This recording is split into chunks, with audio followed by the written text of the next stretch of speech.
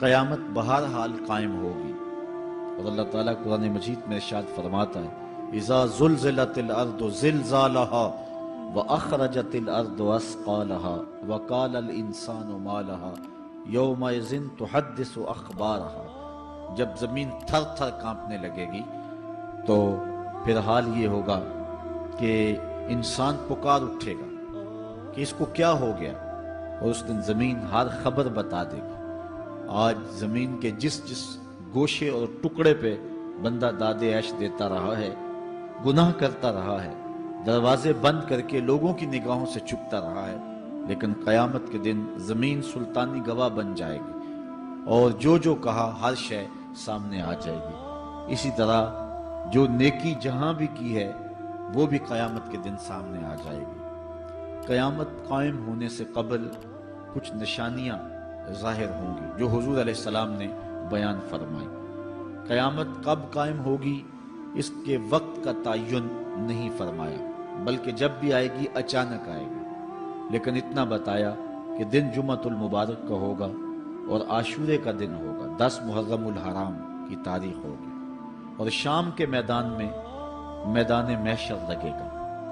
اسرائیل علیہ السلام سور پھونکیں گے اور اس کی آواز سے پہلے تو خوف پیدا ہوگا، پھر خوف بڑھتا جائے گا اور آواز بھی تیز ہوتی جائے گی۔ اس کی تیزی اور ہولناکی ایسی ہوگی کہ کانوں کے پردے پھٹنے لگیں گے، پھر اس کے بعد جو ہے وہ ہر شے اڑنے لگے گی۔ اللہ تعالیٰ جل شانہ نے سورہ الواقعہ کے اندر پہاڑوں کی حالت کو بیان کیا ہے۔ جب سور پھونکا جائے گا، قیامت واقعہ ہوگی، تو فرمایا کہ پھر تم اس طرح ہو جاؤ گے جس طرح کہ روزن سے آنے والی روشنی میں اور دھوپ میں جو باریک باریک ذرے ہوتے ہیں۔ کبھی آپ نے دیکھا ہو اندھیرے کمرے میں کسی جانب سے تھوڑا سا سوراخ ہو اور اندر دھوپ آ رہی ہو، تو آپ ایک گوشے اور زاویے میں کھڑے ہو کے دیکھیں تو اس میں چھوٹے چھوٹے اڑتے ہوئے ذرات دکھائی دیتے ہیں۔ ان کو اگر آپ ہاتھ میں پکڑے مٹھی کھولیں تو کچھ نہیں ہوں گے، ہوتے تو ہیں لیکن باریک اتنے ہیں کہ وہ نظر نہیں آتے، تو ان کو عربی میں ہوا کہتے ہیں۔ اللہ تعالیٰ ارشاد فرماتا ہے یہ بڑے بڑے پہاڑ، یہ کیٹو، یہ ماؤنٹ ایورسٹ، یہ جو ہے وہ بڑے بڑے عالی نصب پہاڑ اس طرح ریزے ریزے اور ٹکڑے ٹکڑے ہو جائیں گے جس طرح روزن کی روشنی کے اندر چھوٹے چھوٹے باریک اور مہین ذرے ہوتے ہیں، جن کو تم تھامو پکڑو تو تمہارے ہاتھ میں تمہیں دکھائی نہیں دیتے، صرف دھوپ میں دیکھتے ہو۔ تو اس طرح یہ پہاڑ اتنے باریک حصوں میں بٹ جائیں گے، وہ اتنا زوردار جھٹکا ہوگا، اور انسانوں کو وہ جھٹکا زمین سے کھینچ کے باہر لے آئے گا۔ جتنے بھی قبروں میں گڑے ہوئے مردے ہوں گے، جب وہ جھٹکا آئے گا جس کو اللہ تعالیٰ نے ارشاد فرمایا اذا زلزلت الارض زلزالها واخرجت الارض اثقالها، زمین سارے بوجھ اگل دے گی، حتیٰ کہ درخت جڑوں سمیت باہر آ جائیں گے، پہاڑ اپنی تمام تر قوتوں سمیت جڑوں سمیت باہر آ جائیں گے، اور جتنے بھی زمین کے اندر دفینے اور خزانے ہیں سب باہر آ جائیں گے، قبروں میں گڑے ہوئے مردے بھی باہر آ جائیں گے، پھر اس کے بعد ٹوٹ پھوٹ کا شکار ہوں گے، پوری کائنات موت کی آغوش میں چلی جائے گی۔ یہ قیامت کا دن بہرحال قائم ہوگا۔ کافر کہتے تھے کہ جس قیامت سے ہمیں ڈراتے ہو وہ لاؤ کہاں ہے، تو ان کے مطالبے پہ فوراً قیامت قائم تو نہیں کی جا سکتی تھی۔ اللہ تعالیٰ جل شانہ نے فرمایا محبوب ان کو کہو تم بھی انتظار کرو، میں بھی انتظار کرتا ہوں، اور جس دن کا وعدہ دیا ہے وہ تم دیکھ لو گے۔ اور سورہ الواقعہ میں ارشاد فرمایا اذا وقعت الواقعہ لیس لوقعتها کاذبہ، جس دن وہ قائم ہوگی تو پھر کوئی انکار نہیں کرے گا۔ آج موت کا انکار کوئی نہیں کرتا، کسی دھرم میں، کسی مذہب میں، کسی عقیدے میں، کسی فرقے میں، کسی گروہ میں، کسی طبقہ زندگی میں آپ موت کا انکار نہیں پاتے۔ موت ہے ہنگامہ آرا کلزم خاموش میں، ڈوب جاتے ہیں سفینے موج کی آغوش میں۔ لیکن آج موت کا انکار نہیں ہوتا، قیامت کا انکار کرنے والے لوگ بہت سارے ہیں جو کہتے ہیں یہ دنیا سب کچھ ہے۔ آج کل تو بہت سارے مسلمانوں کا انداز بھی یہ ہو گیا ہوا ہے کہ وہ قولن تو نہیں لیکن جو عملی زندگی ہے وہ اسی بات کی گواہی دے رہی ہے جس طرح سب کچھ یہی دنیا ہو اور آخرت کوئی نہیں ہے۔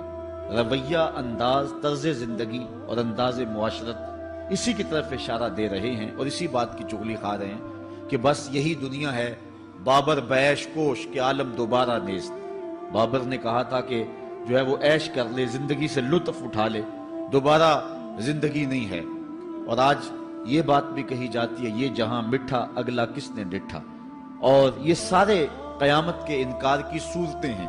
لیکن آج اگر کوئی مانتا یا نہیں مانتا، لیکن ایک وقت آئے گا پھر کوئی بھی انکار نہیں کر سکے گا۔ آج جو قیامت کے قیام پذیر ہونے کی تدہیق کرتا ہے اور دلائل دیتا ہے کہ یہ دن قائم نہیں ہوگا، قیامت کے دن وہ بھی انکار نہیں کر سکے گا، اس لیے کہ آنکھوں کے سامنے سب کچھ ہو جائے گا، جس طرح آج موت کا انکار نہیں ہوتا۔ تو ارشاد فرمایا جب وہ واقعہ پذیر ہو جائے گی پھر کوئی بھی اس کو جھٹلانے والا نہیں ہوگا۔ لیکن قیامت سے قبل کچھ واقعات ہوں گے جس سے لوگوں کو آگاہ کیا جائے گا کہ وہ قیامت کے آنے سے قبل اپنے اعمال سے توبہ کر لیں۔ آج تو توبہ کا دروازہ کھلا ہے، لیکن قرب قیامت میں سورج مغرب سے دوبارہ طلوع ہو جائے گا، جو ہی غروب ہوگا، غروب ہونے کے بعد دوبارہ طلوع ہو کے عصر کے وقت پہ آ جائے گا، اور پھر اس کے بعد دوبارہ غروب ہو جائے گا۔ تو یہ قیامت سے 40 سال پہلے ہوگا، اس کے بعد توبہ کا دروازہ بند کر دیا جائے گا۔ اگر کوئی توبہ کرے گا بھی تو قبول نہیں ہوگی۔ آج ہمیں موقع دیا گیا ہے کہ مرنے سے 1 سال پہلے بھی توبہ کر لیں، 1 مہینہ پہلے بھی توبہ کر لیں، موت سے 1 دن پہلے بھی توبہ کر لیں، 1 گھنٹہ پہلے بھی توبہ کر لیں، 1 لمحہ پہلے بھی توبہ کر لیں۔ اللہ تعالیٰ یہ نہیں دیکھتا کہ اس کی ساری زندگی گناہوں میں گزری ہے، وہ دیکھتا ہے میرا بندہ آخر میری چوکھٹ پہ آ گیا، وہ پچھلے سارے گناہ معاف فرما دے۔ بلکہ حضور علیہ السلام نے صحابہ کو ایک مثال سے سمجھایا کہ ایک آدمی جنگل میں سفر کر رہا تھا، اور اونٹ کے اوپر اس کا سامان بھی تھا، اس کی ضروریات زندگی بھی تھی، اس کا توشہ بھی تھا، کھانا پینا بھی تھا، خود بھی سوار تھا۔ چلتے چلتے جنگل میں کسی درخت کے ساتھ اپنا اونٹ باندھ کر کے وہ دوپہر کاٹنے کے لیے، سستانے کے لیے وہاں کچھ دیر کے لیے رکا۔ نیند آئی، تھوڑی دیر کے بعد جب آنکھ کھلی تو کیا منظر دیکھتا ہے کہ اونٹ نہیں ہے، اس کے اوپر ہی اس کا سامان ہے، زیادہ سفر ہے۔ اب صحرا میں اونٹ کا کھو جانا گویا زندگی کا کھو جانا ہے۔ اس بات کا ادراک وہ لوگ رکھتے ہیں جنہوں نے صحراؤں کا سفر کیا ہے۔ ہمارے اگر یہاں اس شہری آبادی میں، ہمارے اس ملک میں اگر کوئی شخص جو ہے وہ قافلے سے بچھڑ جائے، پیچھے رہ جائے تو وہ بات اور ہے۔ یہاں انسانی آبادی ہے، اور جنگلوں میں، صحراؤں میں جہاں کئی 100 میل تک کوئی انسانی اور حیوانی آبادی نظر نہیں آتی، تو وہاں سواری کا اور توشہ سفر کا جو ہے وہ ہٹ جانا اور جدا ہو جانا اور گم جانا، یہ سیدھی سیدھی موت ہے۔ اب اس نے دائیں بائیں بھاگ کر کے دیکھا کہ اونٹ کہیں ملے، لیکن اونٹ نہیں ملا، تو وہ دوبارہ آ کے اس درخت کے ساتھ ٹیک لگا کے بیٹھ گیا موت کے انتظار میں کہ اب توشہ سفر بھی گیا، سامان سفر بھی گیا، سواری بھی گئی، اور یہاں کوئی انسانی آبادی بھی نہیں ہے، تو اب موت کا ہی انتظار ہے۔ تو وہ موت کے انتظار میں بیٹھ گیا۔ اچانک اس کو نیند آ گئی، تھوڑی دیر کے بعد آنکھ کھلی تو اس نے کیا منظر دیکھا کہ اونٹ جو ہے وہ اس کے پاس کھڑا ہوا ہے اور ماں ساز و سامان کھڑا ہوا ہے۔ تو پھر اس کو اتنی خوشی ہوئی، اونٹ کیا ملا، زندگی مل گئی۔ اس نے کہا اللہم انت عبدی وانا ربک، اے اللہ تو میرا بندہ اور میں تیرا رب۔ کہنا اس نے یہ تھا اے اللہ میں تیرا بندہ اور تو میرا رب، لیکن فرحت و مسرت سے، وفور خوشی سے اس کی زبان بل کھا گئی، اور اسے خوشی میں ہوش ہی نہ رہا کہ میں کیا کہہ رہا ہوں۔ وہ کیا کسی نے کہا تھا کہ جب بھی تیری قربت کے امکان نظر آئے ہم اتنے خوش ہوئے کہ پریشان نظر آئے، یا وہ کسی نے کہا تھا کسی کے آنے سے ایسے ہوش اڑے ساقی کے، شراب سیخ پہ ڈالی اور بوتل میں کباب۔ تو کبھی ایسا بھی ہو جاتا ہے کہ انسان وفور مسرت کے اندر جو کہنا ہوتا ہے اس کے برعکس کوئی بات کہہ دیتا ہے، یہ اس کی خوشی کی انتہا کی کیفیت ہے۔ تو اس نے کہا اللہم انت عبدی وانا ربک، اے اللہ تو میرا بندہ اور جو ہے وہ میں تیرا رب۔ یہ جوش مسرت سے یہ بات اس کے منہ سے نکلی۔ حضور نے صحابہ کو فرمایا صحابہ بتاؤ اس بندے کو کتنی کو خوشی ہوئی ہے؟ صحابہ نے عرض کی حضور بہت زیادہ خوشی ہوئی ہے۔ تو حضور علیہ السلام نے فرمایا جب کوئی بندہ توبہ کر کے مالک کی دہلیز پہ پلٹ آتا ہے اللہ تعالیٰ اس سے بھی زیادہ خوش ہوتا ہے کہ یہ میرا بندہ میری دہلیز پہ آ گیا، یہ توبہ کے دروازے پہ آ گیا۔ تو اس لیے قیامت سے قبل توبہ کا دروازہ کھلا ہوا ہے، لیکن 40 سال قبل توبہ کا دروازہ بند ہوگا، سورج مغرب سے طلوع ہوگا۔ پھر کوئی توبہ کرنا چاہے گا بھی، بلکہ ہر کوئی توبہ کرنا چاہے گا، لیکن پھر توبہ جو ہے وہ قبول نہیں ہوگی۔ اسی طرح اور بہت سارے واقعات قیامت سے قبل جو ہیں وہ ظاہر ہوں گے، جن کی نشاندہی حضور نبی رحمت صلی اللہ علیہ وسلم نے فرمائی ہے۔ حضرت حذیفہ بن اسید انصاری رضی اللہ تعالی عنہ فرماتے ہیں کہ حضور تشریف لائے اور ہم کسی امر میں بات کر رہے تھے، تو حضور علیہ السلام نے ارشاد فرمایا کہ تم کس چیز کا تذکرہ کر رہے ہو؟ تو ہم نے عرض کی حضور ہم قیامت کے بارے میں ذکر کر رہے ہیں۔ تو حضور علیہ السلام نے ارشاد فرمایا کہ قیامت اتنی دیر تک قائم نہیں ہوگی جب تک یہ نشانیاں پوری نہ ہو لیں۔ ان میں سے ایک حضور نے دھوئیں کا ذکر فرمایا، دوسرا دجال کا تذکرہ کیا، تیسرا دابت الارض یعنی یاجوج اور ماجوج کا تذکرہ کیا کہ وہ نکلیں گے، اس طرح سورج کا مغرب سے نکلنا اس کا ذکر کیا، حضرت عیسیٰ علیہ السلام کے نزول کا ذکر کیا۔ اسی طرح حضور علیہ السلام نے زمین کا 3 جگہوں سے بیٹھ جانے کا ذکر کیا، ایک مشرق میں، ایک مغرب میں اور ایک جزیرہ عرب میں، زمین دھنس جائے گی نیچے، اس کا ذکر کیا۔ اور یمن کی جانب سے ایک آگ نکلے گی جو لوگوں کو دھکیل کر کے شام کے میدان میں لے آئے گی، اس کا تذکرہ کیا۔ فرمایا جب تک یہ نشانیاں پوری نہیں ہو جاتی اتنی دیر تک قیامت قائم نہیں ہوگی۔ تو یہ قیامت کے آنے سے قبل جو ہیں وہ نشانیاں ہیں جو ظاہر ہوں گی۔ اس کے علاوہ قیامت آنے سے کچھ اس سے بھی پہلے نشانیوں کا ظہور ہوگا، جس کا ذکر حضور نبی رحمت صلی اللہ علیہ وسلم نے ارشاد فرمایا۔ حدیث جبریل اس پہ بہت معروف ہے، جس کو حضرت عمر بن خطاب رضی اللہ تعالیٰ عنہ روایت کرتے ہیں۔ آقا کریم علیہ السلام کی خدمت میں کہتے ہیں ہم حاضر تھے کہ ایک شخص آیا کہ جس کے سیاہ کالے بال تھے اور سفید رنگ کا اس نے لباس پہنا ہوا تھا، اہل مدینہ سے وہ تھا نہیں، اور اس کے چہرے پر، لباس پر، بشرے پر آثار سفر بھی ظاہر نہیں تھے۔ اگر مقامی ہوتا تو ہم جانتے ہوتے، اور اگر باہر سے آیا ہوتا تو اس کے چہرے پر، لباس پر جو ہے وہ سفر کے آثار ہوتے۔ اس زمانے میں اس طرح کے سفر تو نہیں تھے آسانی اور سہولت والے، تو جو بھی سفر کر کے دور سے آتا تو اس کا چہرہ بتاتا یہ مسافر ہے۔ تو کہا مسافر لگتا نہیں تھا اور اہل مدینہ سے تھا نہیں۔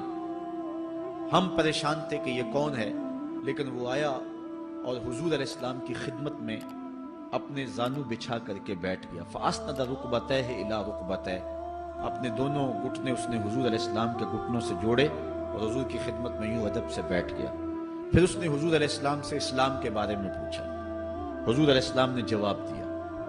پھر اس نے کہا بالکل آپ نے سچ فرمایا ہے۔ ہم حیران ہوئے، خود ہی سوال کرتا ہے، خود ہی تصدیق کرتا ہے۔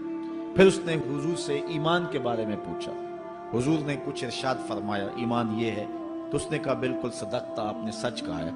تو ہم پھر حیران ہوئے کہ خود ہی یہ سوال پوچھ رہا ہے اور خود ہی اس کی تائید کر رہا ہے۔ پھر اس نے احسان کے بارے میں پوچھا، تو حضور علیہ السلام نے اس کو جواب دیا کہ احسان یہ ہے کہ اللہ کی عبادت اس طرح کرے کہ تو اسے دیکھ رہا ہے، اور اگر یہ کیفیت نہیں ہے تو کم از کم یہ کیفیت پیدا کر لے کہ وہ تجھے دیکھ رہا ہے۔ اس نے کہا آپ نے سچ کہا۔ پھر اس کے بعد اس نے کہا مجھے اب قیامت کے بارے میں بتائیں۔ حضور علیہ السلام نے فرمایا جو ہے وہ مسئول سائل سے عالم نہیں ہے۔ تو اس نے کہا اچھا پھر مجھے قیامت کے کچھ نشانیاں بیان فرما دیں۔ تو حضور علیہ السلام نے اس شخص کو جو نشانیاں بیان فرمائیں وہ یہ تھی کہ لونڈی اپنی مالکہ کو جنم دے گی، بکریاں چرانے والے، اونٹ چرانے والے، ننگے پاؤں والے اور ننگے بدن والے تم دیکھو گے کہ عمارتیں بنانے میں ایک دوسرے سے آگے بڑھنے کی کوشش کریں گے۔ بہرحال تھوڑی دیر تک وہ حضور کی خدمت میں بیٹھا رہا۔ اس کے بعد جب چلا گیا تو تھوڑی دیر گزری تو حضور نے فرمایا عمر جانتے ہو یہ شخص کون تھا؟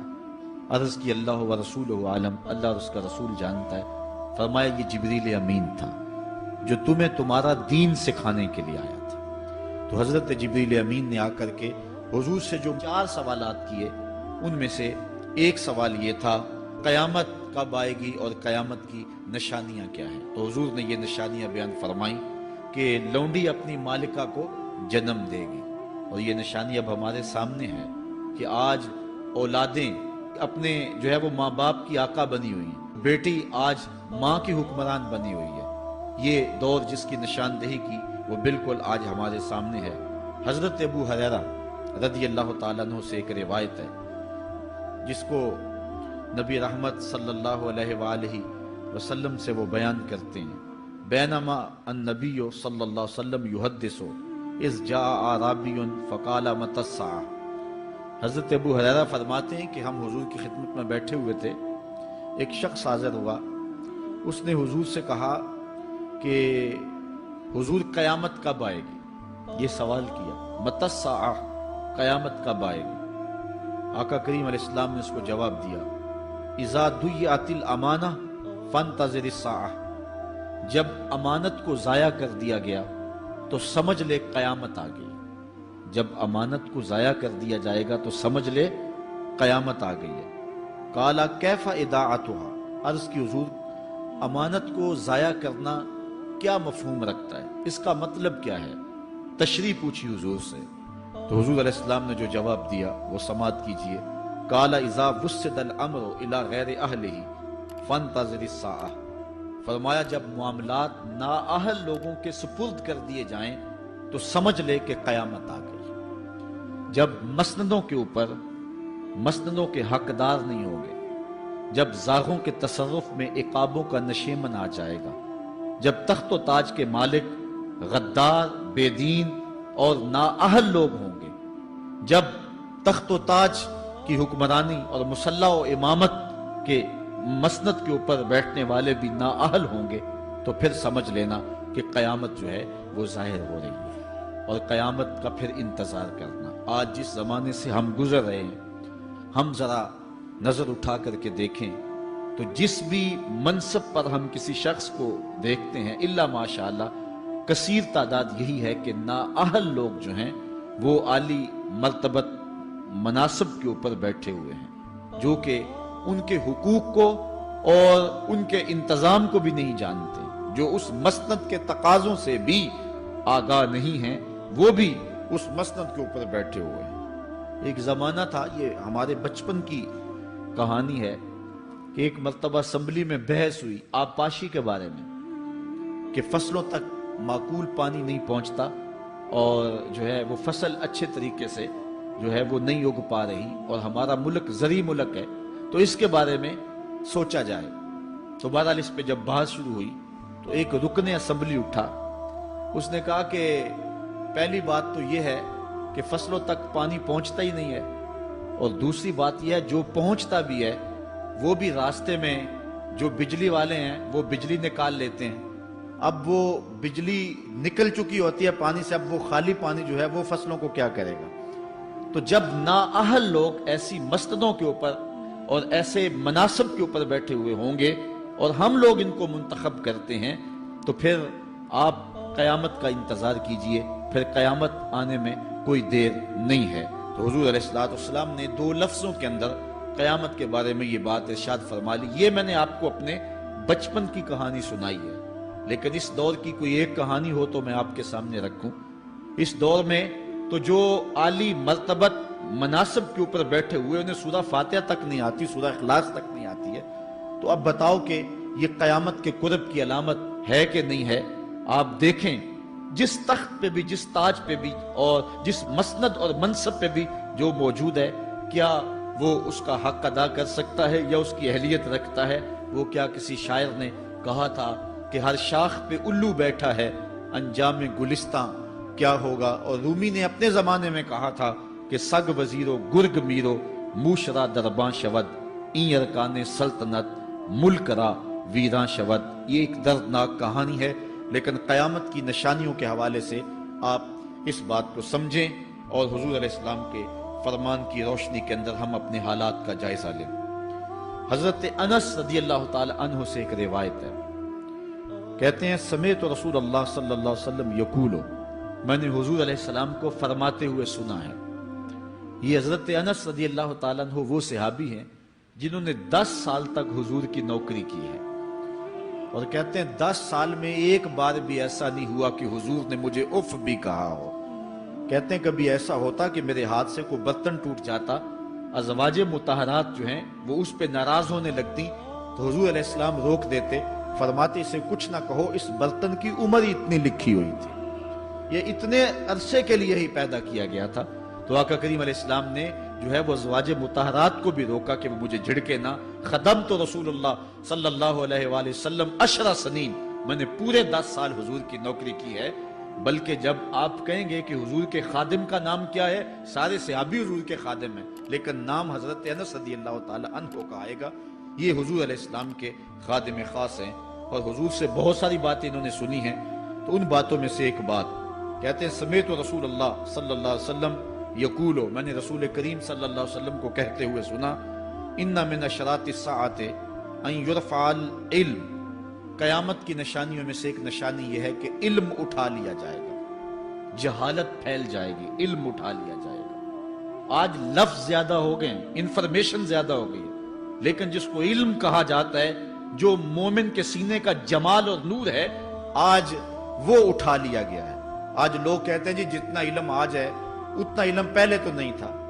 آج کوئی غزالی دکھاؤ، کوئی رازی دکھاؤ، کوئی رومی دکھاؤ، کوئی احمد بن حنبل جیسا شخص دکھاؤ، کوئی محمد بن حسن شیبانی جیسا شخص دکھاؤ، کوئی امام ابو حنیفہ کے نالین کی خاک جیسا شخص بھی دکھاؤ، تو یہ ایک غلط بات ہے کہ جی پہلے زمانے میں اتنا علم نہیں ہوتا تھا، اب علم بہت زیادہ ہو گیا، جی علم بہت زیادہ پھیل گیا۔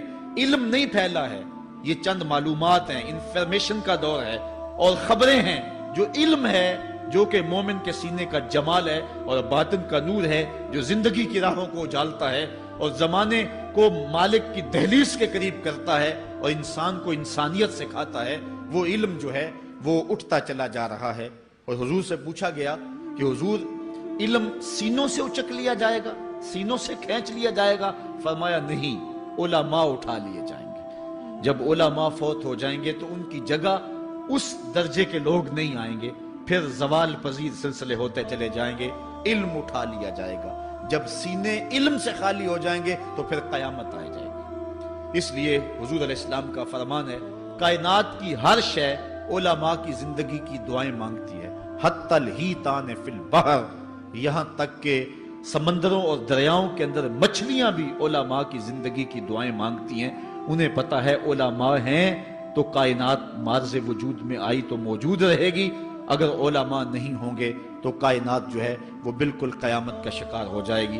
تو پہلی چیز حضور نے ارشاد فرمایا، ان یرفع العلم، علم اٹھا لیا جائے گا، ویکثر الجہل، اور جہالت عام ہو جائے گی۔ علم کی جگہ جو ہے وہ جہالت عام ہو جائے گی۔ آج علماء نہیں رہے ہیں، آج ہم جو ہے وہ انحصار کرنے لگے ہیں چند ٹیلی ویژن چینلوں پہ، اور اس کا نتیجہ کیا ہے کہ مختلف چینلز کے اوپر بیٹھے بہت سارے لوگ گمراہی پھیلا رہے ہیں۔ یہ ایک الگ داستان ہے، ایک الگ کہانی ہے کہ کس طرح سے علم کا گلا گھونٹا جا رہا ہے اور کس طرح جو ہے وہ لوگوں کو گمراہ کیا جا رہا ہے۔ یہ جہالت کی کثرت ہے۔ اور تیسری بات جو حضور نے ارشاد فرمائی، وَيَكْسُرَ الزِّنَا، زنا عام ہو جائے گا۔ نظر کا زنا یہ تو اس زمانے کے اندر برا رہا ہی نہیں ہے، لوگ اس میں کوئی آر ہی نہیں سمجھتے۔ کسی کی بہن اور بیٹی کو دیکھنا اور اپنی آنکھوں کو شہوات سے بھرنا، یہ بندہ محسوس ہی نہیں کرتا ہے۔ حضور علیہ السلام نے ارشاد فرمایا، من زنا زنیا بہی ولو بہی تان دارہی، جس نے زنا کیا یہ عمل اس کے گھر بھی لوٹے گا، اگرچہ وہ اپنی دیواریں اونچی اونچی کیوں نہیں کر لیتا۔ اگر آج کوئی کسی کی بہن بیٹی پر اپنی نظروں کو غلیظ کرتا ہے تو وہ یہ کیسے کہہ سکتا ہے کہ میری بہن اور میری بیٹی کسی کی گندی نظروں کا شکار نہیں ہوگی؟ یہ مقافات عمل ہے۔ گندم از گندم بروید جو ز جو، از مقافات عمل غافل مشو۔ اس لیے بدکاری پھیل جائے گی، نظر کی بدکاری اور ہر طرح کی بدکاری، اور یہ اتنا برا اور کبھی کام ہے کہ اللہ تعالیٰ جل شانہ نے قرآن مجید میں اسے کھلی بے حیائی قرار دیا ہے۔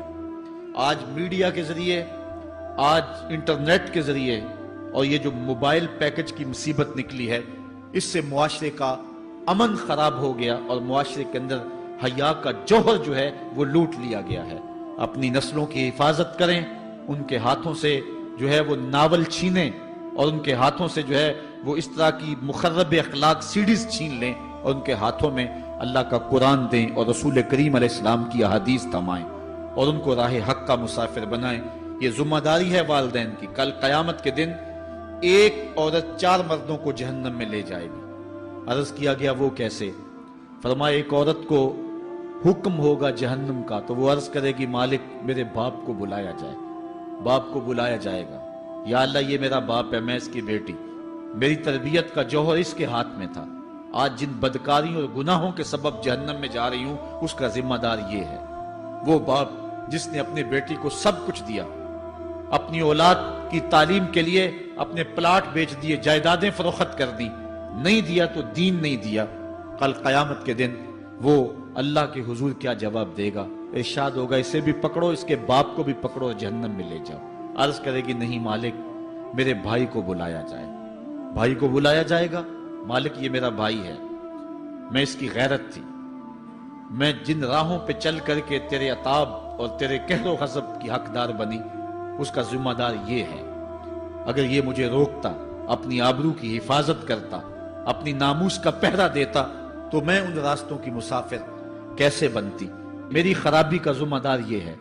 اب وہ بھائی کیا جواب دے گا جو چوکوں اور موڑوں پہ کھڑا ہو کے آنے اور جانے والی بہنوں اور بیٹیوں کو دیکھتا ہے اور یہ سمجھتا ہے کہ میری بہنیں اور میری بیٹیاں گھر میں محفوظ ہیں؟ وہ قیامت کے دن کیا جواب دے گا؟ ارشاد ہوگا اسے بھی پکڑو، اس کے باپ کو بھی پکڑو، بھائی کو بھی پکڑو، جہنم میں لے جاؤ۔ عرض کرے گی نہیں مالک میرے شوہر کو بھی بلایا جائے۔ بلایا جائے گا، مالک یہ میرا شوہر ہے اور میں اس کی بیوی، میری تربیت کا جوہر ماں باپ کے بعد اس کے ہاتھ میں تھا اور اس کے پاس طلاق کی دھمکی ایسی چیز تھی، مجھے جو چاہتا منواتا اور جس انداز میں ڈھالنا چاہتا مجھے ڈھال لیتا، لیکن اس نے مجھے کبھی راہ حق کی طرف نہیں بلایا تھا۔ وہ شوہر کیا جواب دے گا جو خود اپنے دوستوں کو چائے پہ بلا کے اور اپنی بیوی کو سامنے برہنہ منہ بٹھا کے بعد میں اس کے حسن کی داد مانگتا ہو، بتاؤ بھابی کیسی ہے؟ تو وہ کیا جواب دے گا قیامت کے دن؟ ارشاد ہوگا اس کو بھی پکڑو، اس کے باپ کو بھی، اس کے شوہر کو بھی اور اس کے بھائی کو بھی جہنم میں لے جاؤ۔ عرض کرے گی نہیں مالک میرے بیٹے کو بھی بلایا جائے۔ بیٹے کو بلایا جائے گا، مالک یہ میرا بیٹا ہے، میں اس کی ماں ہوں، میرے سینے میں اس کے لیے تڑپتی ہوئی ممتا تو نے رکھی تھی، یہ روٹھ جاتا تو زندگی اجاڑ ہو جاتی، جو بھی چاہتا ضد کر کے منوا لیتا، مجھے کسی کے گھر کے برتن بھی مانجنے پڑے تو میں نے اس سے بھی گریز نہیں کیا، اس کی ہر فرمائش کو پورا کیا، اپنا زیور بیچ کے اس کی تعلیم مکمل کروائی۔ اگر یہ ضد کرتا کہ امی آپ نماز نہیں پڑھتی، میں آپ کے ہاتھ کا کھانا نہیں کھاؤں گا، امی آپ یہ عمل کیوں کرتی ہیں، یہ شریعت میں جائز نہیں ہے، تو میں جو ہے وہ کھانا نہیں کھاؤں گا، تو کیا میری ممتا مجبور نہ ہو جاتی؟ اس نے ساری زندگی کیا مجھے اس کے بارے میں کوئی کہا تھا، نیکی کی طرف بلایا تھا، بدی سے روکا تھا؟ جس بیٹے نے اپنی ماں سے ہر ضد پوری کروائی ہو تو اس نے صرف دین کے بارے میں کوئی ضد نہیں کی ہے، تو وہ کل قیامت کے دن کیا جواب ہوگا؟ ارشاد ہوگا اسے بھی پکڑو، اس کے باپ کو بھی پکڑو، اس کے خاوند کو بھی پکڑو، بھائی کو بھی پکڑو، بیٹے کو بھی پکڑو اور پانچوں کو گھسیٹ کے جہنم میں لے جاؤ۔ فرمایا ایک عورت 4 مردوں کو قیامت کے دن جہنم میں لے جائے گی۔ اس لیے میں اور آپ آج دیکھ لیں کہ ہمارا آخرت کا معاملہ کیا ہونے والا ہے اور ہم نے اس دنیا کے اندر کس طرح اپنی حفاظت کرنی ہے۔ چوتھی چیز جو حضور نے ارشاد فرمائی، وَيَكْسُرَ شُرْبَ الْخَمْرِ، اور شراب پینا عام ہو جائے گا۔ یہ قرب قیامت کی علامت ہے۔ آج ہماری ایلیٹ کلاس میں اور ہمارے آیان حکومت، آیان سلطنت اور سیاستدانوں اور جو ہے وہ عالی نسب خاندان جو شمار کیے جاتے ہیں، ان میں شراب پانی کی طرح سمجھی جاتی ہے، اور آج ہمارے ملک کے اندر جو ہے وہ کتنے شراب خانے موجود ہیں اور کتنے ٹنوں کے حساب سے جو ہے وہ بیرون ملک سے شراب درآمد کی جاتی ہے۔ یہ قرب قیامت کی نشانی ہے کہ شراب عام ہو جائے گی۔ ایک روایت میں آتا ہے شارب الخمر کعابد الوثن، شراب پینے والا بت پوجنے والے کی طرح ہے۔ کتنا سخت فرمایا گیا، اور کل قیامت کے دن سخت رسوا ہوگا جو دنیا کے اوپر شراب پیتا رہا ہوگا۔ اللہ تعالی ہم سب کو محفوظ فرمائے۔ وَيَكِلَّ الرِّجَالِ وَيَكْسُرُ النِّسَاءِ، اور ایک نشانی حضور نے یہ ارشاد فرمائی کہ مرد تھوڑے ہو جائیں گے اور عورتیں زیادہ ہو جائیں گی۔ ایک تو عورتوں کی افزائش زیادہ ہوگی، اور دوسری بات مختلف ہنگاموں میں، حادثات میں اور جنگوں میں مرد قتل کر دیے جائیں گے اور عورتیں زیادہ ہو جائیں گی، یہاں تک کہ حضور نے فرمایا حتی یکونا لخمسین امراتن القیم الواحد، یہاں تک کہ 50 عورتوں کا ایک مرد منتظم ہوگا۔ 50 عورتیں ہوں گی اور کمانے والا صرف ایک مرد ہوگا۔ یہ قرب قیامت کے حالات ہیں جو حضور نے بیان کیے۔ حالات اس طرف بڑھ رہے ہیں اور ایک وقت وہ آنے والا ہے کہ بالکل جو حضور نے فرمایا وہ چیزیں سامنے آئیں گی۔ حضرت ابو سعید خدری رضی اللہ تعالی عنہ سے ایک روایت سنیے۔ حضور نے ارشاد فرمایا، مجھے قسم ہے اس رب کی جس کے قبضے میں میری جان ہے، اتنی دیر تک قیامت نہیں آئے گی، یہ وقت بھی آئے گا کہ جانور انسان سے باتیں کریں گے، انسان ان کی بولی سمجھے گا اور وہ ان سے باتیں کریں گے۔ وَحَتَّى تُكَلِّمَ الرَّجُلَ عَذْبَةُ صَوْتِهِ، اور اس کے کوڑے کی جو رسی ہے، اس کا جو پھندنا ہے، وہ بھی انسان سے باتیں کرے گا۔ وَالشِّرَاكُ نَالِهِ، اور اس کے جوتے کا تسمہ بھی اس سے بات کرے گا۔ یخبر فاخذہ بما احدث اہلہ بعدہ، اس کا گھٹنا اس کو بتا دے گا اس کے بعد میں اس کے گھر والوں نے جو باتیں کی۔ یہ حالات پیدا ہو جائیں گے۔ آج موبائل اور جدید ٹیکنالوجی آ رہی ہے تو اس بات کو سمجھنا مشکل نہیں ہے۔ اس زمانے کے اندر جبکہ ان چیزوں کا تصور بھی نہیں تھا، صحابہ نے پھر بھی یقین کیا کہ ہوگا، حضور نے کہا ہے اور آگے بیان کیا، اور آج تو حالات نظر آ رہے ہیں کہ بالکل جو حضور نے بتایا وہ سب کچھ جو ہے وہ ہونے والا ہے۔ حضرت ابو ہریرہ رضی اللہ تعالی عنہ سے ایک روایت ہے، یہ وہ صحابی ہیں جنہوں نے سب سے زیادہ حضور علیہ السلام کے فرامین امت تک پہنچائے ہیں، کثرت کے ساتھ حضور کی صحبت کا دور پایا اور اصحاب صفہ میں سے تھے، زندگی کا ایک ایک لمحہ حضور کی قربت میں گزارا۔ حضرت ابو ہریرہ رضی اللہ تعالیٰ عنہ فرماتے ہیں کہ رسول کریم صلی اللہ علیہ وسلم نے ارشاد فرمایا، اذا اتخذ الفیء دیوالا، جب مال غنیمت کو، جب سرکاری خزانے کو اپنی ذاتی دولت سمجھا جائے گا، اس میں تصرف کیا جانے لگے گا، سرکاری خزانے میں لوگ جس طرح چاہیں گے تصرف کریں گے، ایک زمانہ آئے گا اور وہ دیکھ لو بالکل ہمارے سامنے۔ والامانۃ مغنما، اور امانت کو مال غنیمت سمجھا جائے گا، جس طرح غنیمت بندہ استعمال کرتا ہے وہ امانت کو اس طرح غنیمت سمجھے گا اور اس کو جو ہے وہ غصب کر جائے گا۔ والزکوٰۃ مغرما، اور زکوٰۃ کو ٹیکس سمجھے گا، مجبور ہو کے دے گا، وہ زکوٰۃ دینا چاہے گا ہی نہیں۔ اور آج کتنے لوگ ہیں جو زکوٰۃ نہیں دیتے؟ اگر لوگ صحیح طور پہ زکوٰۃ ادا کر دیں اور زکوٰۃ کے جو حقدار ہیں ان تک پہنچے تو پاکستان میں صرف 1-2 سالوں کے اندر غربت ختم ہو جائے۔ اتنی دولتیں ہیں لوگوں کے پاس، اتنی جائیدادیں ہیں لوگوں کے پاس۔ ایک تو سارے لوگ زکوٰۃ ادا نہیں کرتے، دوسرا یہ ہے حقداروں تک نہیں پہنچتی۔ پیشہ ور مانگنے والے اور اس موسم کے اندر جو ہے وہ اپنے آپ کو غریب ظاہر کر کے اور مختلف اپنی مجبوریاں ظاہر کر کے مال ہتھیانے والے بہت سارے ہیں، اور زکوٰۃ دینے والا کہتا ہے میں جلدی جلدی فارغ ہو جاؤں۔ جتنی محنت مال کو کمانے میں صرف کی ہے، اتنی ہی محنت حقداروں کو تلاش کرنے کے لیے بھی کرے تاکہ اس کی زکوٰۃ اصل مصارف تک پہنچے۔ تو قرب قیامت میں یہ ہوگا کہ زکوٰۃ کو ٹیکس جانا جائے گا۔ وَتُعُلِّمَ لِغَيْرِ الدِّينِ، اور علم دین کے لیے حاصل نہیں کیا جائے گا، دین کے علاوہ کے لیے حاصل کیا جائے گا۔ اس کے 2-3 مفاہیم ہیں۔ ایک تو مفہوم ہے کہ علم دین حاصل کرنا لوگ چھوڑ دیں گے، وہ انجینئر، ڈاکٹر اور کیا کچھ بننے کے لیے جو ہے وہ علم حاصل کریں گے۔ نام خدمت انسانی ہی ہے کہ میں یہ سب کچھ کر کے اپنے وطن کی خدمت کروں گا، انسانیت کی خدمت کروں گا، لیکن بعد میں جب مسندوں پہ بیٹھتے ہیں اور جو حال کرتے ہیں وہ کسی سے مخفی نہیں ہے۔ مسیحا پھر کس روپ کے اندر آتا ہے اور کس طرح قوم کو دونوں ہاتھوں سے لوٹتا ہے، یہ قرب قیامت کی نشانی ہے۔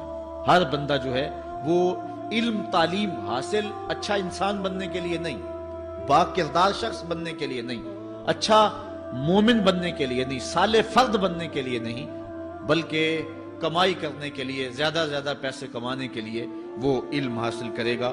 اور دوسری یہ بات کہ جو دین کا علم بھی حاصل کریں گے وہ بھی غرض و غائد جو ہے وہ اپنی چھوڑ دیں گے جس مقصد کے لیے جو ہے وہ علم حاصل کیا جاتا ہے۔ اور یہ قرب قیامت کی نشانی جو حضور نے بیان کی، یہ بھی ہم اپنے زمانے میں دیکھ رہے ہیں۔ وَأَطَاعَ الرَّجُلُ امْرَأَتَهُ، اور آدمی اپنی بیوی کی اطاعت کرے گا، جو بیوی کہے گی وہ مانے گا۔ وَأَقَّ أُمَّهُ، اور ماں کو آگ کر دے گا، ماں کی پرواہ نہیں کرے گا، ماں کی نافرمانی کرے گا، بیوی کی بات کو ترجیح دے گا اور ماں کی بات جو ہے اس کو ثانوی حیثیت دے گا۔ بہت بدبخت تو ایسے ہیں کہ جو ماں باپ کو ویسے ہی دقیانوسی کا تانا دے کے کہتے ہیں تمہیں تو پتہ ہی نہیں کسی بات کا دنیا کہاں چلی گئی، اور ان کی کسی بات کو، کسی مشورے کو اور کسی حکم کو کوئی ترجیح نہیں دیتے۔ لیکن جب بیوی اور ماں دونوں کا حکم مقابلے میں آ جائے تو اس وقت وہ بیوی کے حکم کو ترجیح دیں گے۔ یہ قرب قیامت کی علامت ہے جو کہ ہم واضح طور پہ اپنے معاشرے میں دیکھ رہے ہیں۔ وَأَدْنَا صَدِيقَهُ وَأَقْصَى أَبَاهُ، دوست قریب ہوں گے، باپ دور ہوگا۔ دوستوں کو قربت دی جائے گی، ان کے ساتھ بیٹھنا اٹھنا بھی ہوگا، کھانا پینا بھی ہوگا، گپ شپ بھی ہوگی۔ دوست ایک بیل دے تو بندہ دوڑا جائے گا دوست کی پکار پہ، لیکن ماں باپ جو مرضی کہیں تو ماں باپ کی بات کو کوئی ترجیح نہیں دی جائے گی۔ یہ قرب قیامت کی نشانیوں میں سے ایک نشانی ہے، اور اس وجہ سے آج لوگ محروم ہو گئے ہیں اور گھروں میں برکت نہیں رہی۔ ماں باپ اگر کچھ کہیں، کوئی چیز لانے کے لیے بھی کہیں تو بچہ 100 بہانے کرتا ہے اور دوست کی پکار پہ لبیک کہتا ہوا بھاگ اٹھتا ہے۔ وَظَهَرَتِ الْأَصْوَاتُ فِي الْمَسَاجِدِ، مسجدوں میں لڑائیاں ہوں گی، مسجدوں میں جو ہے وہ آوازیں بلند ہوں گی لڑائیوں کی، ایک دوسرے سے الجھاؤ پیدا ہو جائیں گے۔ آج ہماری مسجدوں میں پنکھا بند کرنے سے لڑائیاں شروع ہو جاتی ہیں۔ یہ بالکل آپ کے قریب ایک شہر میں ہوا ہے، ایک آدمی قتل ہو گیا صرف اس معاملے میں کہ وہ ایک کہہ رہا تھا کہ لائٹ بند کر دو، اور دوسرے نے کہا کہ میں نماز پڑھ رہا ہوں تو تم نے مجھے دیکھا نہیں، اور اس بات پہ لڑائی شروع ہوئی، حتیٰ کہ فائرنگ تک نوبت پہنچی اور ایک آدمی جو ہے وہ قتل ہو گیا۔ آپ نے اخبارات میں پڑھا ہوگا۔ تو اس طرح مسجدوں کے اندر جو ہے وہ لڑائیاں شروع ہو جائیں گی، یہ قرب قیامت کی نشانی ہے۔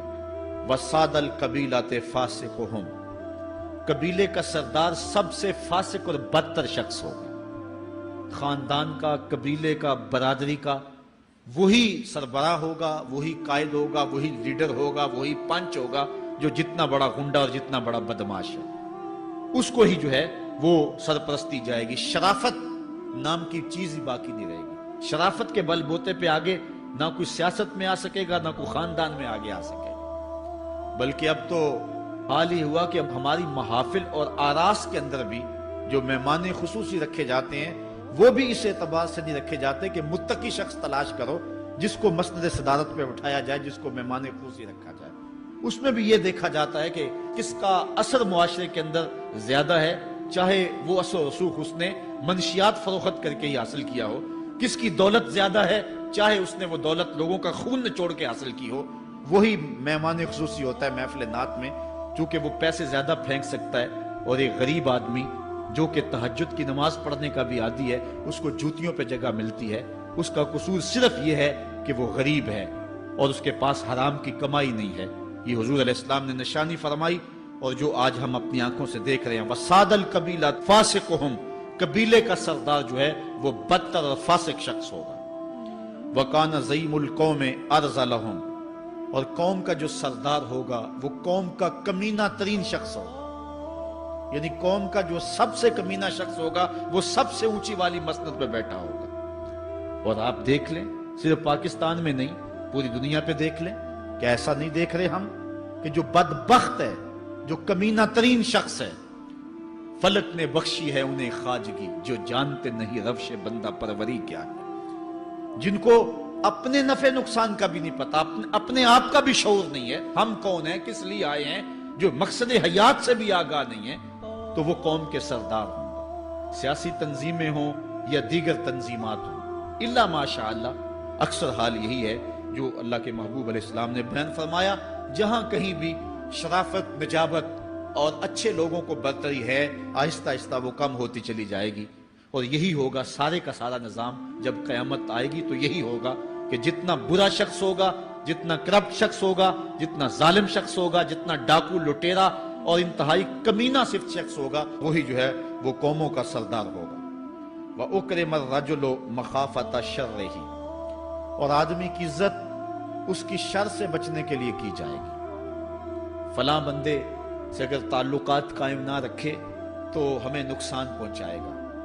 آج 10 نمبر کا غنڈہ بھی ہو تو لوگ اس سے تعلق ضرور استوار رکھتے ہیں، یہ فخر سمجھتے ہیں۔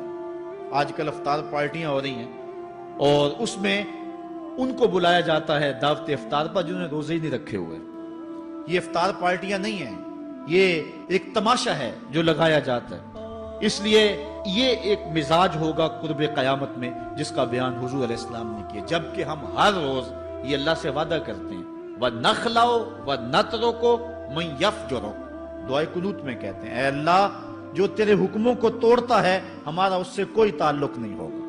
یہ روز عہد کرتے ہیں لیکن مسجد سے نکل کے اس عہد کو توڑ دیتے ہیں، بلکہ بہت سارے تو مسجد کے اندر ہی توڑ دیتے ہیں۔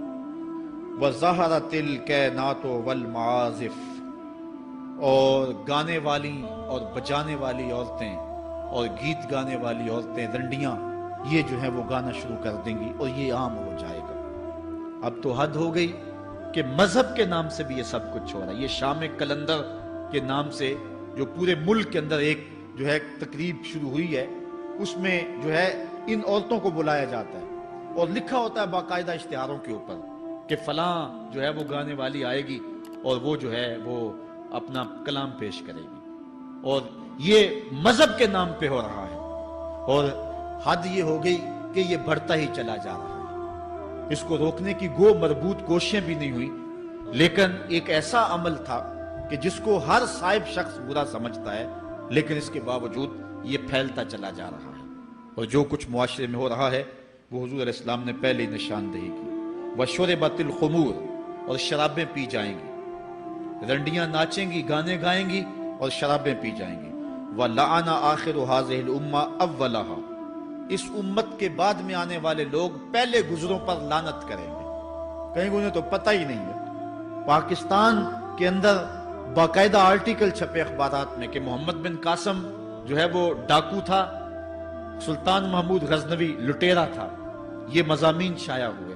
صحابہ کو گالیاں نہیں دی جا رہی، کتنے لوگ ہیں جو صحابہ کو برا بھلا کہتے ہیں، اور حضور علیہ السلام کے والدین طیبین جن کی وساطت سے یہ درے اور گوہر شاہوار ہمیں نصیب ہوا، ان والدین کو ممبروں پہ بیٹھ کے کیا جہنمی نہیں کہا جا رہا؟ تو یہ وہ زمانہ، کیا امام حسین کو باغی نہیں کہا جا رہا؟ پہلے لوگ اندر داخل ہو کے کرتے تھے اور کتابچے چھاپتے تھے، اب آہستہ آہستہ ممبروں پہ بھی آ گئے اور یہ بات کہی جانے لگی ہے۔ اس پر باقاعدہ اجتماعات منعقد ہوتے ہیں، اس پہ کہا جاتا ہے۔ ایک ٹی وی چینل کے اوپر یزید کو جو ہے وہ رحمت اللہ تعالی علیہ کہا گیا، کیا کچھ نہیں ہوا، یہ سب کچھ آپ کے سامنے ہے، یہ حضور نے بیان فرمایا، یہ ہونا تھا۔ آقا کریم علیہ السلام نے ارشاد فرمایا وہ وقت آئے گا کہ جو آخر والے ہوں گے وہ سمجھیں گے کہ ہم ہی جو ہے وہ دیندار ہیں، ہمیں دین کا ٹھیکہ، اور پچھلوں پر لعنت بھیجیں گے کہ انہیں کیا پتا تھا دین کا۔ آج پچھلوں کے عقائد پر حملے ہو رہے ہیں اور انہیں مشرک کہا جا رہا ہے۔ میں نے ایک دن کہا تھا یہ بڑے زور سے کہا جاتا ہے جو یا رسول اللہ کہے وہ مشرک ہو جاتا ہے۔ میں نے کہا دیکھو اس فتوے کا اثر کہاں تک جاتا ہے۔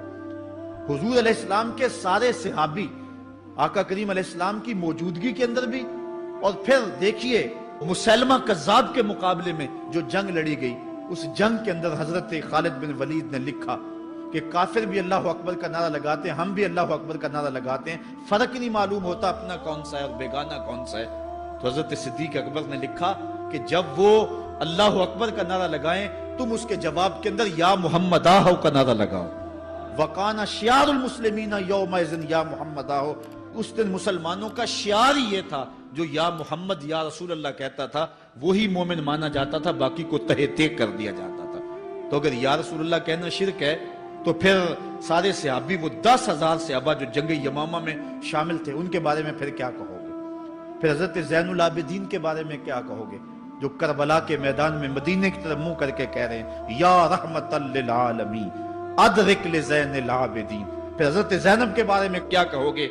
یا محمد آہو یا محمد آہو ھذا حسین مزمل بالدماء، جو کربلا میں کھڑا ہو کے کہہ رہی ہیں اے میرے نانا حضور، اے محمد عربی، آپ کے حسین کو دیکھو خون میں نہا گیا ہوا ہے۔ تو پھر کیا یہ فتویٰ تمہارا کہاں تک پہنچے گا؟ نہ صحابہ بچیں گے، نہ اہل بیت بچیں گے، اور نہ اولیاء امت بچیں گے، جنہوں نے کہا تھا یا رسول اللہ انظر حالنا یا حبیب اللہ اسمع قالنا۔ تو یہ قیامت کی نشانیاں ہیں کہ اگلے جو ہیں وہ پچھلوں پر لعنتیں بھیجیں گے، ان کو برا بلا کہیں گے، صحابہ کو گالیاں، اہل بیت کو گالیاں، نواسب میں کیا کچھ نہیں کیا ہے۔ اور آج بھی جو دنیا کے اوپر ناسبی ہیں وہ اہل بیت کے بارے میں کیا کیا زبان استعمال نہیں کرتے، حضور کے والدین کے بارے کیا کچھ نہیں کہا جاتا۔ تو یہ سب کچھ ہونے والا ہے جو حضور علیہ السلام نے بیان کیا، کچھ ہو رہا ہے اور کچھ تم دیکھو گے اپنی آنکھوں کے سامنے۔ پھر ارشاد فرمایا فَارْتَقِبُوا عِنْدَ ذَلِكَ رِيحًا حَمْرَاءَ وَزَلْزَلَةً وَخَسْفًا وَمَسْخًا وَقَذْفًا وَآيَاتٍ تُتَابِعُ كَنِظَامٍ قُطِعَ سِلْكُهُ فَتُتَابِعُ۔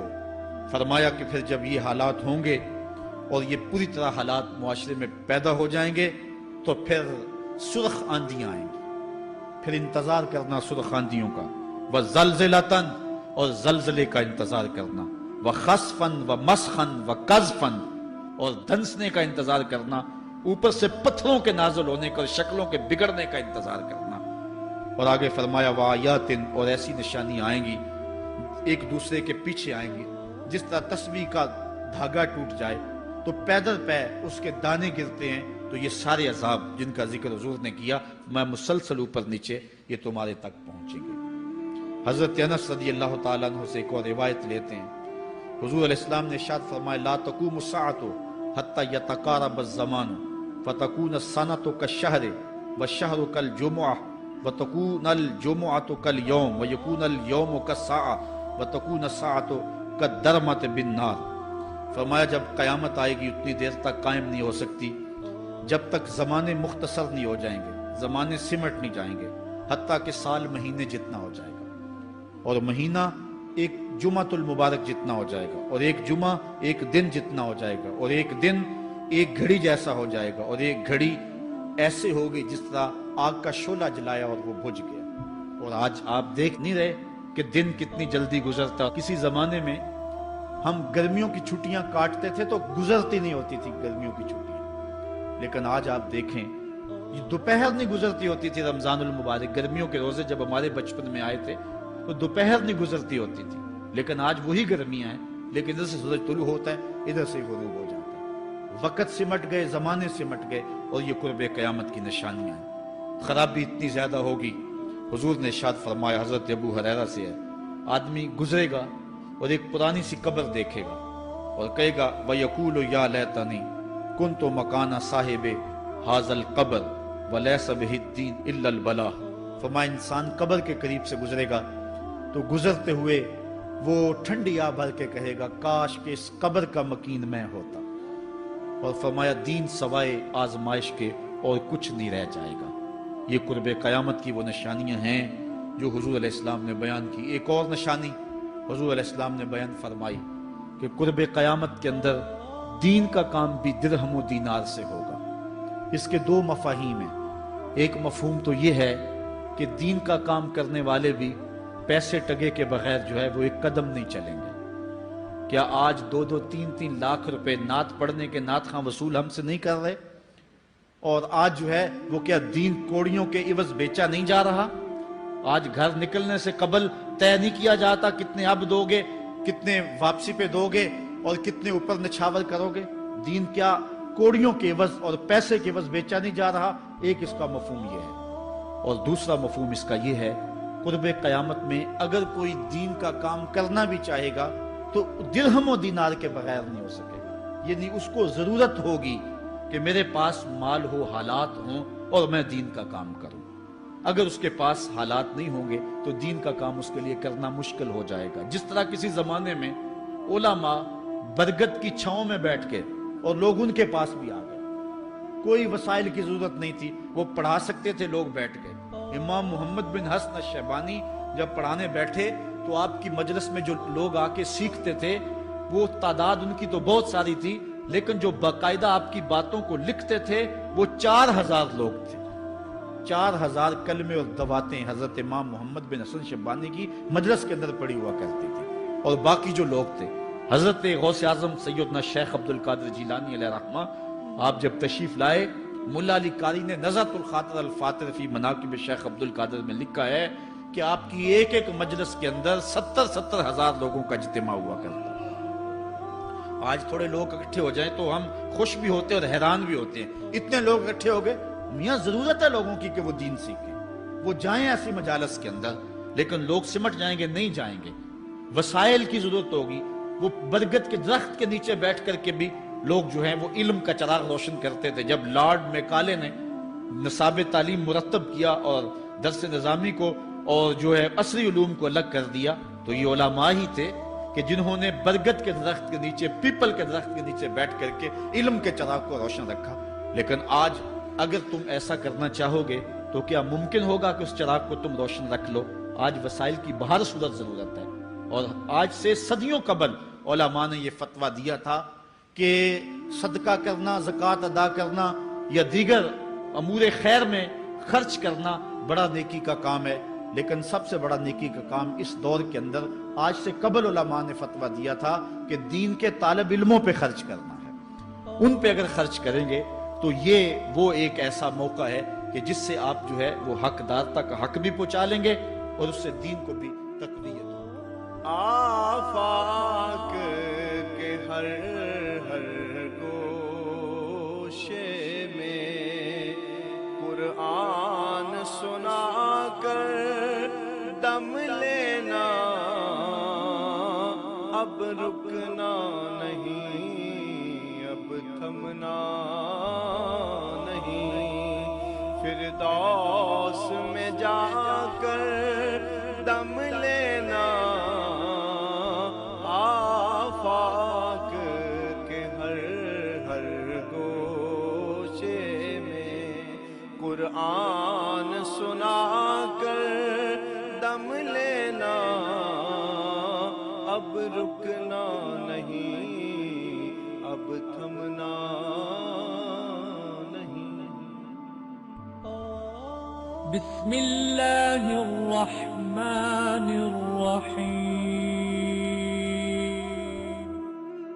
ہم جہد و عظیمت کے راہی، ہم جہد و عظیمت کے راہی، منزل پہ جا کر دم لیں گے، میدان عمل میں نکلے ہیں، میدان عمل میں نکلے ہیں، باطل کو مٹا کر دم لیں گے، ہم جہد و عظیمت کے راہی، منزل پہ جا کر دم لیں گے، آفاق کے ہر ہر گوشے میں، آفاق کے ہر ہر گوشے میں قرآن سنا کر دم لیں گے، اب رکنا نہیں، اب تھمنا نہیں، اب رکنا نہیں، اب تھمنا نہیں، فردوس میں جا کر دم لیں گے، ہم جہد و عظیمت کے راہی، منزل پہ جا کر دم لیں گے، میدان عمل میں نکلے ہیں، باطل کو مٹا کر دم لیں گے۔ اس دارالعلوم کی ایک ایک اینٹ میں پیار بھرا ہوا ہے، درد بھرا ہوا ہے، تو اس کے لیے دعا گو رہیں، اپنے تعاون سے بھی نوازتے رہیں۔ اللہ کی توفیق سے یہ ایک مرحلہ تقریباً تکمیل کے قریب ہے۔ ہم نے چاہا یہ تھا کہ 3.5 لاکھ روپے کا ایک ستون بما اوپر والا چھت اور فرشی لینٹر جو پڑا ہے، یہ 3.5 لاکھ روپے کا ایک بنتا ہے، تو اگر ہمیں 99 لوگ مل جائیں تو یہ سارا مکمل ہو جائے، لیکن 47 لوگ ہمیں مل سکے، کیونکہ 3.5 لاکھ روپے ہم نعت خاں کو دے لیتے ہیں، مدرسے کو دینا ہمارے لیے مشکل ہے، ہمارا مزاج ایسا بنا ہوا ہے۔ تو پورے ملک کے اندر اتنے لوگ ملے، اللہ ان کے رزق میں بے پناہ برکتیں عطا فرمائے۔ باقی جن لوگوں نے انفرادی طور پہ کوشش کی، 2، 5، 7، 8، 10، 20 ہزار جتنی توفیق کوئی شامل ہوئے، تو یہ اتنا کام مکمل ہوا، اور یہ تھوڑا سا حصہ ہم نے یہ کچھ قرض لے کر کے ڈالا ہے، اور آگے والا حصہ بھی ہم نے جو ہے وہ تعمیر کرنا ہے۔ جب اوپر والی چھت کا مرحلہ پہنچے گا تو ایک ستون بما چھت کے صرف 2 لاکھ روپے تک جو ہے وہ ممکن ہوگا۔ احباب اگر اس حوالے سے جو ہے وہ تعاون فرمائیں۔ جامعۃ المصطفیٰ کے جو ماہانہ اخراجات ہیں اس سلسلے کے اندر باہر سے معاونت فارم اگر وصول کر لیں، ایک بچے کا اوسط خرچہ تقریباً 1200 سے 1500 روپے تک ہے، اگر ایک بچے کا خرچہ اپنے ذمے لے لیں، ہمارا نمائندہ ہر مہینے وصول کر لے گا، تو یہ ایک تعاون کی صورت ہوگی۔ بہرحال جس طرح جس سے بن پڑے، اپنے مرحومین کے اصالِ ثواب کے لیے، اس کی تعمیر کے لیے آپ نے کوشاں رہنا ہے۔ جس نے ایک پائی بھی اس جامعہ کے لیے خرچ کی، اے اللہ اس کو جزائے جزیل دے۔ جس نے گزرتے ہوئے پیار کی نظر سے دیکھ بھی لیا، اس کو بھی جزائے جزیل عطا۔